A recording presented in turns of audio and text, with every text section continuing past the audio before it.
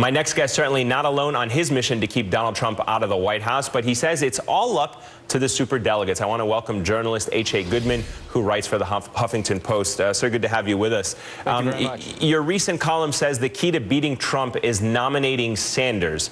I'm going to give you a chance to make your case for that one. Absolutely. Well, superdelegates exist so that the most electable candidate is nominated. Bernie Sanders is by far more electable than Hillary Clinton. Number one, he defeats Donald Trump by 13 points in an average of polls. Hillary Clinton only defeats Trump by 5.7 points. That's without the FBI disclosing its year-long investigation, which, by the way, is not a security review. It's a criminal investigation. The big issue with Hillary Clinton in 2016 is three overt lies told by the Clinton campaign. One, the private server she used was not out of convenience. So a politician known for secrecy is not going to use a private server for convenience. There's a political motive and a political utility associated with that motive. The FBI knows this. Number two, there's 31,830 emails that were deleted. If only one, they're not all about yoga, if only one contained government records or classified information, that's a crime. That's criminal indictments.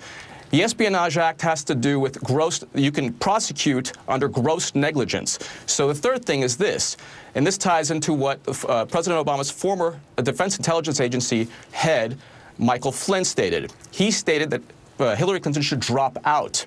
And he said that if he had done what Clinton did, he would have gone to jail, lost the job and gone to jail. So in terms of the 22 top secret emails, how did they get on that private server? The person who put it on the private server or who set up her email server, Brian Pagliano, was granted immunity. But again, let me ask you really quickly. I mean, does anybody within the Democratic Party care about that? Are you seeing that issue coming to the surface? I mean, certainly, I know that you're raising those points, but I'm not seeing anybody in the Democratic Party really taking it and running with it. And that's a great point. That's my biggest issue. 33%, right now, 33% of Bernie Sanders supporters will never, ever support Hillary Clinton.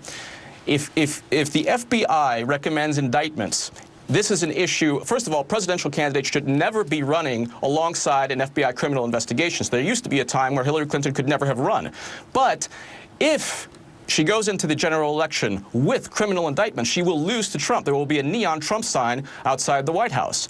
So in terms of electability, Bernie Sanders, the only person who should drop out is Hillary Clinton, not Bernie Sanders. He needs to fight all the way to the contested convention that 538, the New York Times, the Washington Post never thought was going to take place. Of course it did. Let me ask you this. Sanders himself has called for superdelegates to flip and support him instead of Hillary Clinton on the grounds that he could win a majority of pledged delegates in some of those polls that you're referencing. But that doesn't look likely. I'm curious to know, Sanders has to win 65% of the remaining pledged delegates to snag a majority.